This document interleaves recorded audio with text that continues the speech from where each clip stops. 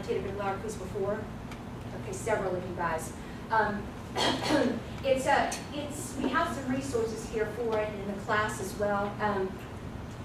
Ours is just going to be featuring archival materials, and it's going to be in the service of your photo essay. So as you're digging through the collections, be thinking about what kind of things you might write about, what kinds of interests you might have. For example, is it Lauren here?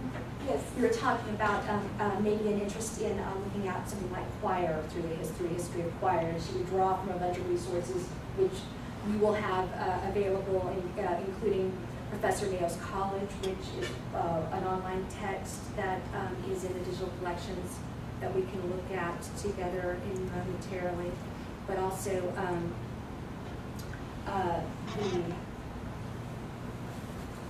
Memories of Old Tea will have clips and excerpts and so forth for us to work with. But basically, 10 sources, and we'll have a one-page introduction, and I do have some things that I need, like an annotation of Quebec Cedar Crossing that looks at some of the connections that might link to what you're working on. An annotation from Professor Mayo's College, was a history of the campus. It's pretty heavily picture-driven. That came out in '93 on our 100. Would that be our 100? 90? I don't remember. But anyway, one of our anniversaries. It's a commemorative volume, and it is available online in our digital collections. And I'll try to make that link clear. But it should be just be able to find it pretty easily.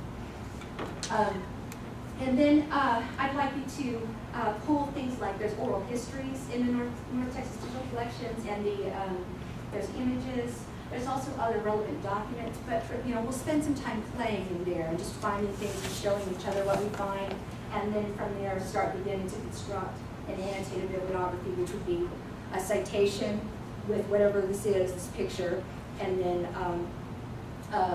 a brief annotation that describes what it is and how you think that you might use it to construct the narrative that will become your Visual Media Project 1.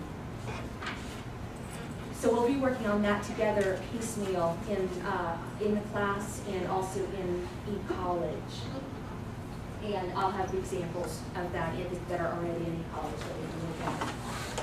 Your first major writing assignment is a photo essay, which is going to be 10 images.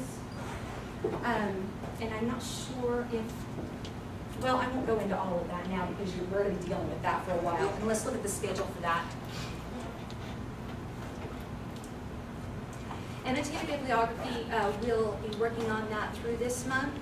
And in the early part of the month, of next month, we'll be doing peer reviews, and then it'll be due. Then that's when we'll assign the first photo essay, and then we'll have a few weeks to work on that. And then at the end of the month, we'll do a peer review of that. We'll be doing a lot of this online in college, in class, so you should be in good shape, and then we'll do a peer review of that. And then that'll be due the first week of, so that's basically about one essay a month. That's doable, right?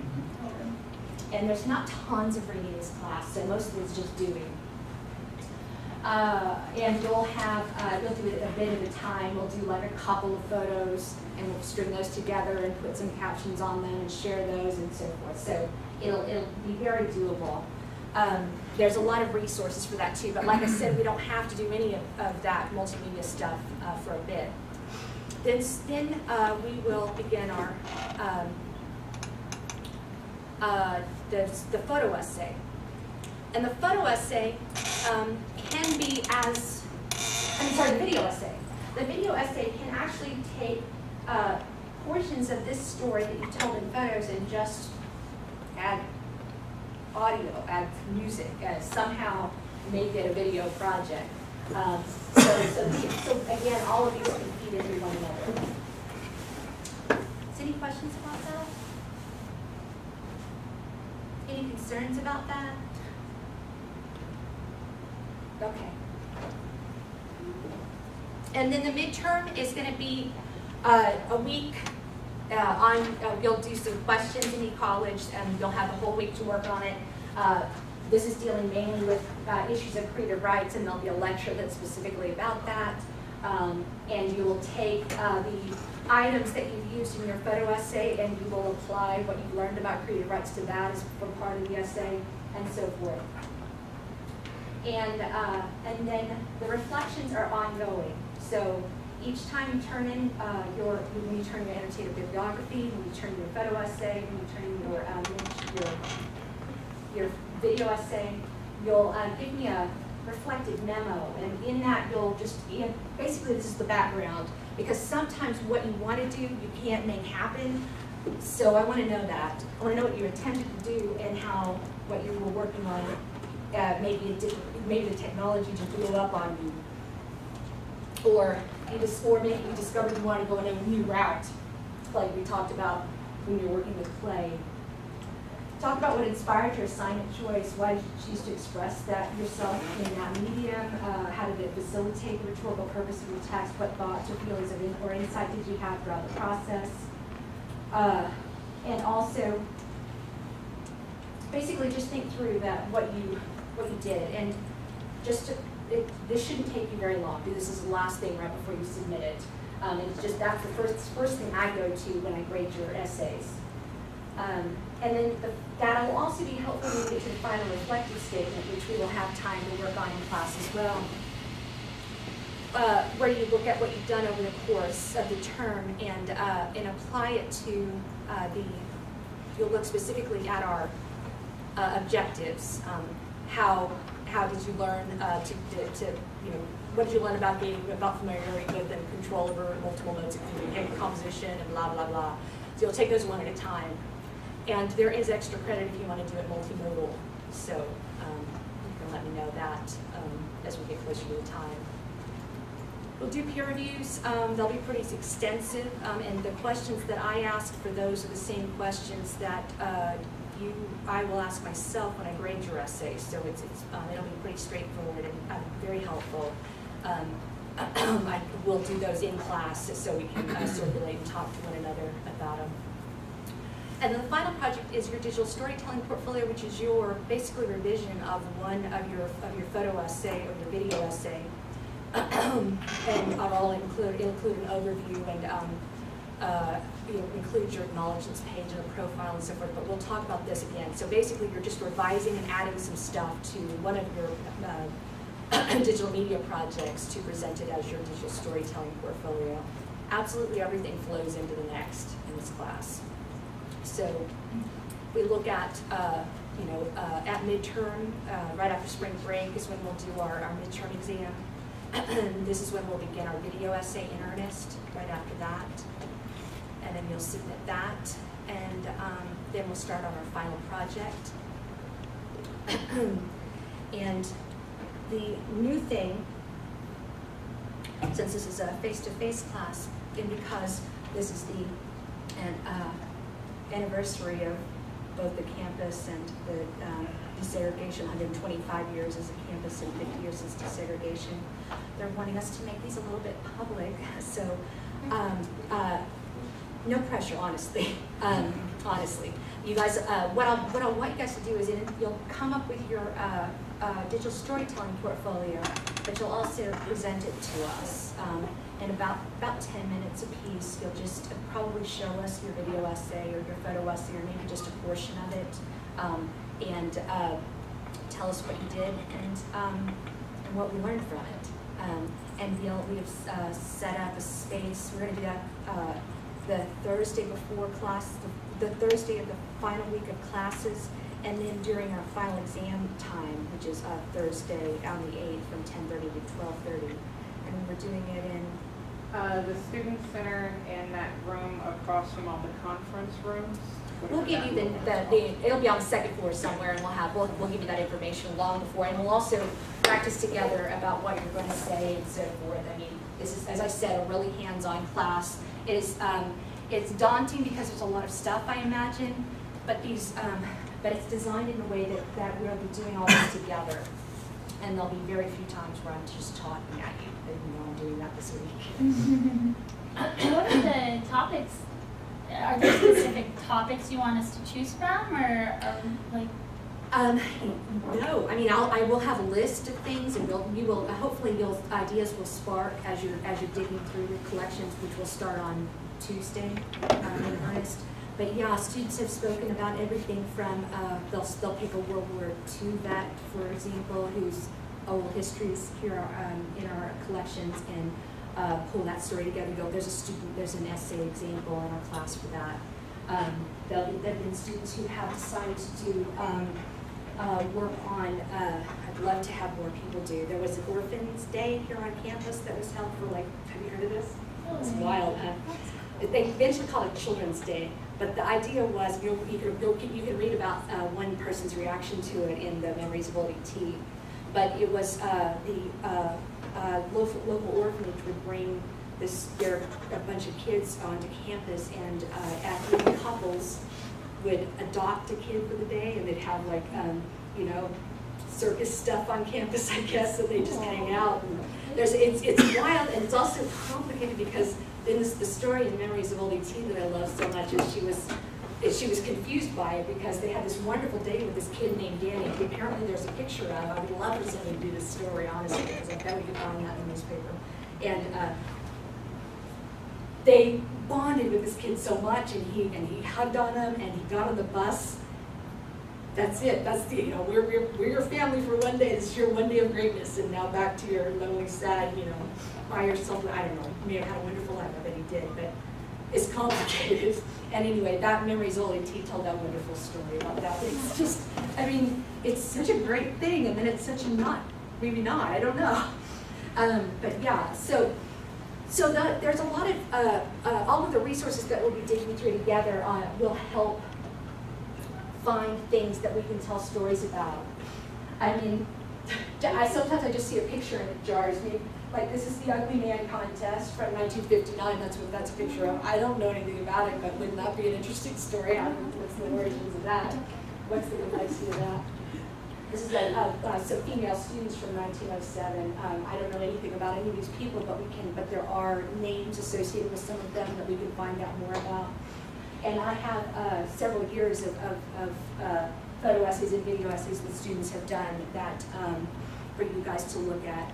A lot of times students have, if they know someone, if they have, like the student that Melissa mentioned, she was telling a story about somebody that in her family that isn't really reflected in the archives, but she had in her own archival materials to work with. In Memories of Old ET, there's also stories that, like I told you about Mark Busby's learning about the assassination of JFK while he was on campus.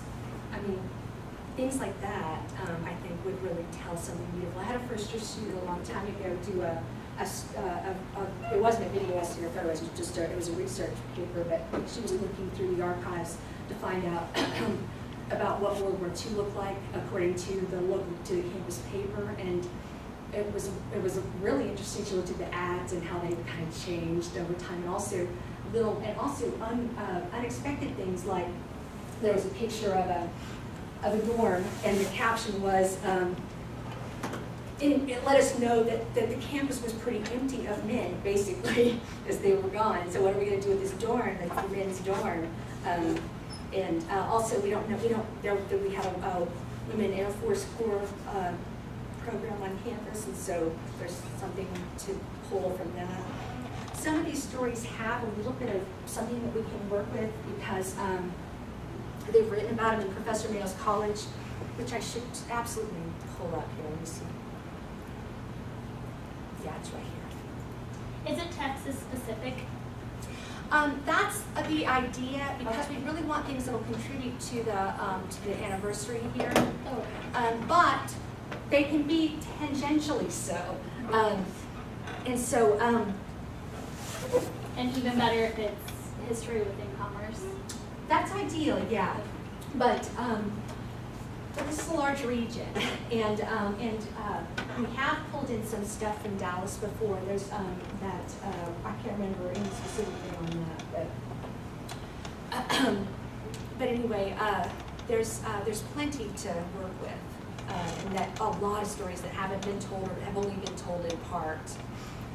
so stuff about the campus and its history, you know, that probably might be an early place to look. But if you have other things that you really like to explore, I have a graduate student whose father was,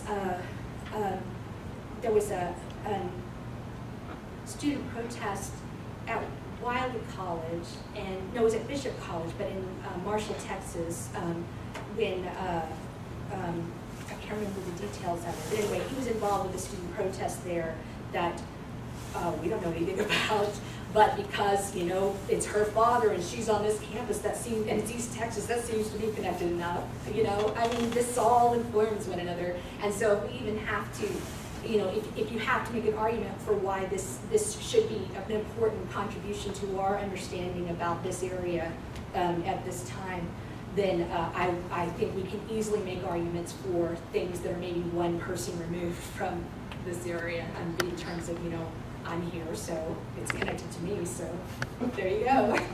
Like the one that you saw, Melissa Nevins, her mom didn't go to school here, she went to North Texas. So, yeah. What else? Anybody have any ideas to what they might write about this? Does it have to be schools, like education specifically? Like my great grandfather ran Love's clothing factory in Celeste. I love that. Yes. And so you've got personal archives to pull from too. Yeah. My grandmother and my grandfather ran it until the 80s, and then something happened and they had to get rid of it. So, and my grandmother still has like catalogs and things like that, and she lives in Missoula. That's beautiful. So, and also focusing on a smaller piece of history is always better for these things. Yeah. Someone I met, I can't remember who it was, but he actually had gone to this school and mentioned that he remembered when women weren't allowed to go to school here. So I was thinking about trying reconnecting with him and see if I can get any information about that.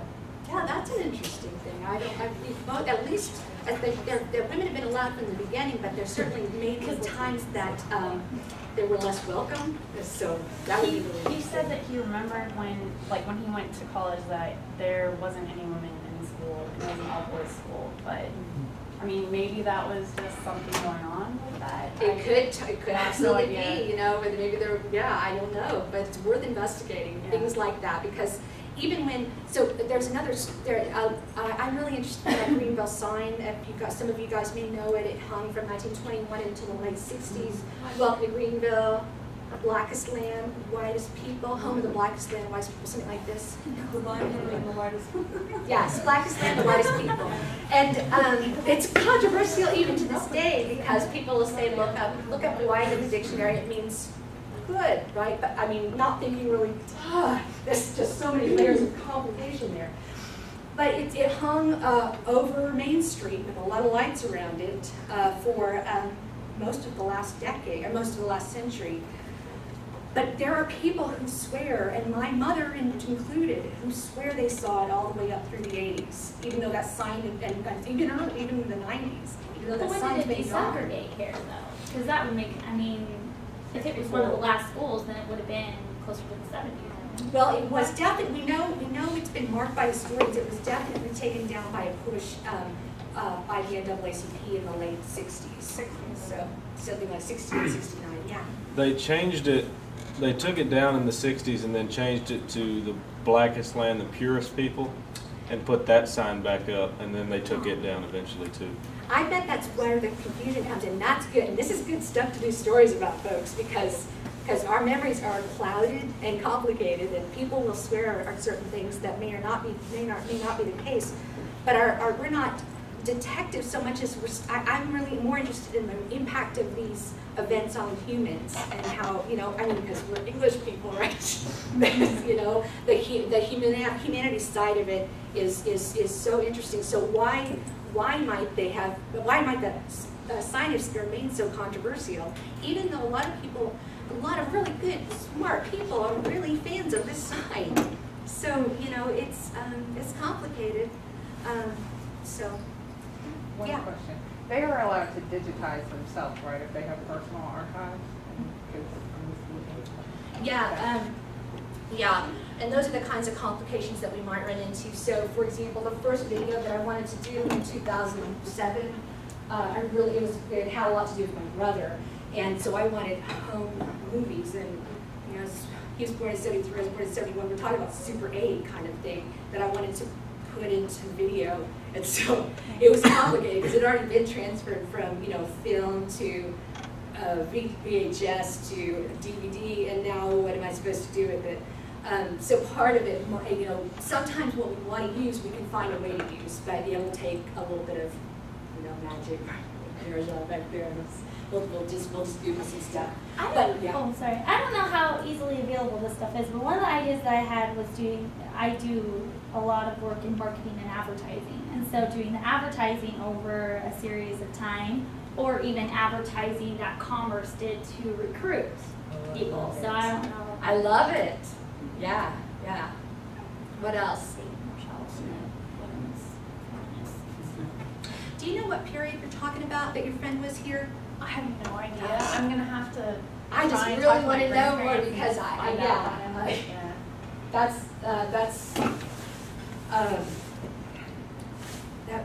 interesting. I don't think there were specific buildings that only the women could go to versus the men. But there's some sort of restriction that he was Yeah, it was right, so very. It was very clear in his mind that whenever he went to college here, women were not allowed. Huh. It may have just been a certain time Yeah, it may that have been. came and then went again, but he was very clear that it was like that. He was surprised. And it's questions like that I really find fascinating because our job is not really to. I mean, it's less interesting to find out who's wrong than it is to find out why would that impression be. You know, that's interesting. Whether you know, and also maybe he's right for that time. So I don't know that either. It's just like, you know, clues. So yeah, we'll be pulling from a lot of different sources. And some of this stuff has been told before. There's a lot of stories about Mayo, but you know, it hasn't been told to death. We've got other things we can talk about, and we do. Let's see. Let me just run through this really quickly. Okay. So, as I said, we will talk some more about remix culture next time, and we'll keep doing it too, especially as we talk about creative rights.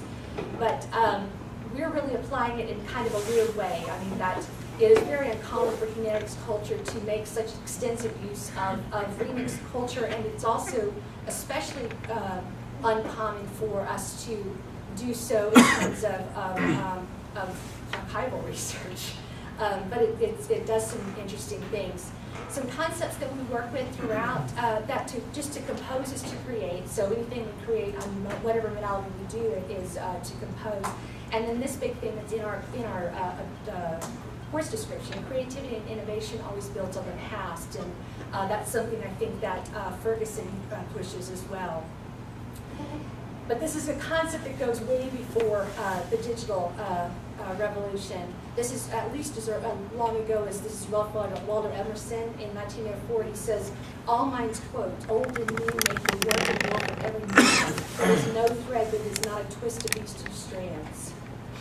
And so, he's Edward Navis, though, is not the first guy to come up with this. He's really working with, Edward Navis is, Ferguson is working with these concepts, like Edward Navis is looking at sampling culture, specifically music. And then Malcolm Gladwell and some others have gone so far as to say that the truth about innovation is that nothing is new, even in terms of Xerox and Apple and so forth, that it's all connected. A lot of times we take things back to Grandmaster Flash when we're talking about the modern remix culture, and so that's certainly a major part of it. And the internet didn't invent the idea of remixing; it just made it easier. The hip hop artists and so forth, like these, didn't invent it either, but they just the sampling that they do really brought it into the limelight and in fascinating and complex ways. But it goes back at least as far as this is William S. Burroughs and his cut-ups. We'll talk a little bit more about that next time. But William S. Burroughs, who's crazy, no, he killed his wife because he was shooting an apple off of her head. And anyway, he's that guy. it's the time of drugs and literature altogether. But anyway, he had this idea of this cut-up poetry that that he was borrowing actually from, in the 60s and the 50s, that he was borrowing actually from the Dadaists who were, who did have these Dadaist collages, which we'll talk about in a second. And then again, we've got Ralph Waldo Emerson, and then it goes even earlier than that. The Dadaists in the 20s worked with these Dadaist poems is one of the many things that were being worked with, a lot of collages. Chance offered Dada artists from the, I think this is from the MoMA over their website. Chance offered Dada artists a way to reveal the absurdity of their political and social climate and the thrilling strategy to undermine these structures. Dada artists and poets attacked language itself through radical new forms of poetry, using current headlines following the prompts to create your own Dadaist poem of random word combination. Oh, they wanted to, this is an exercise, yeah, pick a newspaper and pick an article and then just cut it up. This is, again, William S. Burroughs, this is his cut-up poetry. And then some of it comes to Chance. Whoops. I was going to show you him in a second. Anyway, oh, this is Ralph Waldo Emerson again. Every book is a quotation, and every home is a quotation, and all of that of all the forests and mines and stone quarries, and every man is a quotation from all his ancestors. This is the To Make a Dadaist poem. Take a newspaper, take a pair of scissors, choose an article as long as you are planning to make your poem, cut out the article, then cut out each of the words that make up this article and put them in a bag. Shake it gently, then take out the scraps one after the other. In the order in which they left the bag copied conscientiously, the poem will be like you. And here you are, a writer, infinitely original and endowed with a sensibility that is charming through and beyond the understanding of the vulgar. Of course, reminds us of French poetry. But in this concept, if everything is a remix and everything is copied, then everybody is a criminal, all of us, because I mean, if it's all sampling, sharing, and copying, then we're all a part of that. This is Lawrence Lessing again. He's a intellectual property lawyer who's one of the biggest proponents of new ways of defining how we share our work, and he's the one who created Creative Commons, which we'll talk about, which is a way to identify some rights reserved rather than all rights reserved, so that the creator has some control over how people use it. He says the past always tries to control the creativity that builds upon it. Free societies enable the future by limiting this power of the past, and ours is less and less a free society, so that's what he was trying to push against. Another thing we'll look at, and let me just play a tiny bit of, this is a remix manifesto about the mashup artist Girl Talk, and again, this is music. But let me just,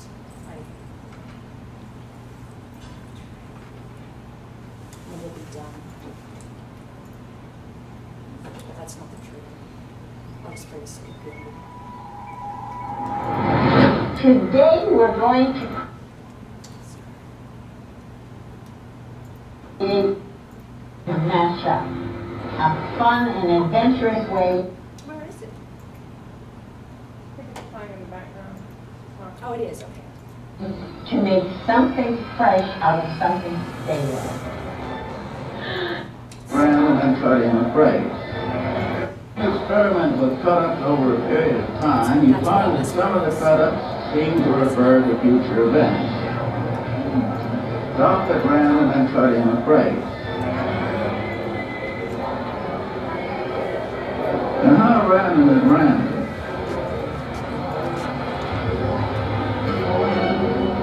No question, the most insidious virus in the midst of this illegal downloading of music is Some people with some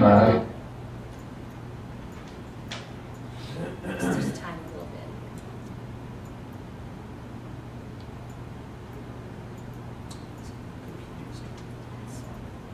word. Which poppy noise sounds like underwater?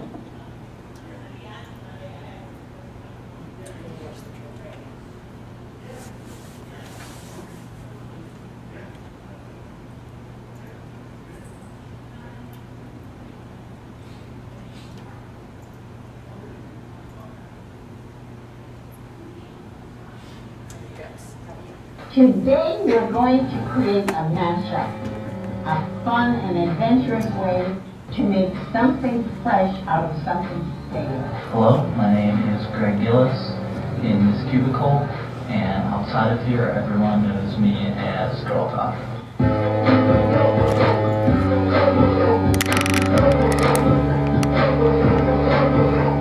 Corporations are completely taking over our culture and telling us that we can only consume it. And we're saying no. We're saying we want to actually create with it, respond to it, take it, mutilate it, cut it up. Trade may land in jail or get sued, or we know he does. Supposedly it's copyright infringement. Part of what we're trying to do here is make people understand what they're doing is illegal. You can get 5 years in jail and $250,000 fines for every single song you sing. Jackie and I are on a mission to stop piracy. It's coming. This is remix. This is not heresy. They can take up to 25% of wages to try and pay back $222,000. Lawsuits against 10-year-olds, against stroke victims, against dead people. You can't put locks on your citizens. Disney lawyers are taking aim at this Florida daycare center, saying it has no right to use Disney characters on its wall. Basically, we have a mouse disease. Artists inflicted with this impulse to draw your stupid mouse. I think that what's happening with copyright is the same thing that happened with masturbation. That people are starting to lean into each other. Everyone's just going to keep getting more and more extreme with protecting their own ideas. I think eventually everyone's going to realize that it's beneficial to share ideas. Who compartilhamento é a própria natureza da criação. There's no way to kill this technology. We can only criminalize its use. If this is a crime, then we have a whole generation of criminals. All the stuff making money. Download a movie.